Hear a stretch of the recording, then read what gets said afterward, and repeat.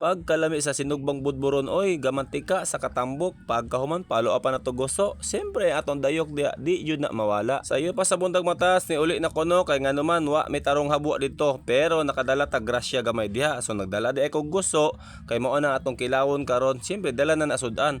Og nangayo pug budburon bali upat ka buok dito sa kong amigo. So musugba lang kog duha ka buok diha kay kung sugbahon ako tanan di pod mahurot. Siyempre una na tog lataang guso pagkahuman musugba pod tag duha ka buok budboron. Mangutana mo nganong duha lang.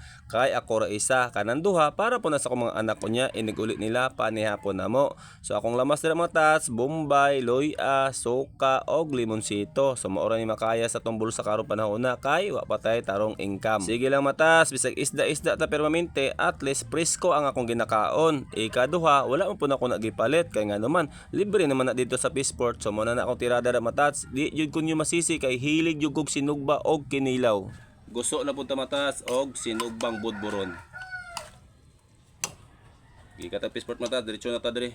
Gutom na, lami kay sugba matas kay gwapa kay akong budburon. Sabi niya matats, daghan na kay ko nadungog ng istorya nga nung sige red akong isda daw nga naa naman daw kog kwarta, dako naman daw kog sweldo sa Facebook, dapat daw dili na ako mukaog isda. Pag sure mo diha, kung di mukaog isda, mukaon gyud ginamos isda na bayde.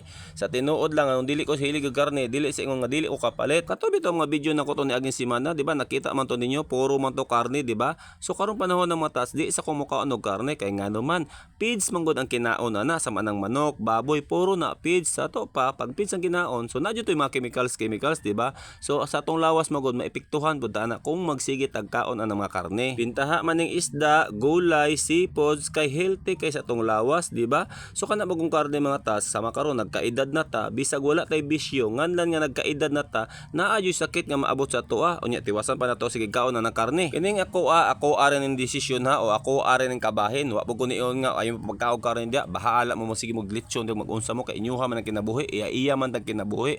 O sama ng isda nga sinugba, dili ko gusto og sinugba nga uga kaayo. Ang gusto nako medyo basa-basa para pagkaon na to. Hamloy ba, di ba? Ana ra gud. Abi niya matas kanang gayngana sa kong mga istorya para sa ko ihangad na lang ako sa langit, magpaubos lang ta kay ngano man na ay Ginoo gatanaw sa tuwa. Maabot agi po ng panahon nga kita na puy dapigan, di ba? So ampo lang ta kanunay nga wala tay natamakan nga tao, na grasya ang mosulod sa balay, makapakaon ta sa tong anak bisag isda-isda lang, makapaeskwela ta. Maura jud na akong ginabuhi matag adlaw matas, balik-balik ra jud na. So kanang mga tao nga sakit mga istorya dia, sige lang. Okay ra na kay ang Ginoo na to wala pa natulog. Mao gigiingon nako mata sa unang panahon isi-isihon na ta, daog-daogon na ta. Karon nga medyo ni arang-arang na gamay, gapakita ta gamaayo sa ilaha or sa mga tao, daotan gihapon ta, wa man tay padulngan ani nila oy. Basta ako mata wa jud koy nasagasaan nga tao no, bahala maginamos ko kada adlaw o magsugba-sugba ko kada adlaw. Ang Ginoo ang akong gikadlukan ani kalibutan, dili sila.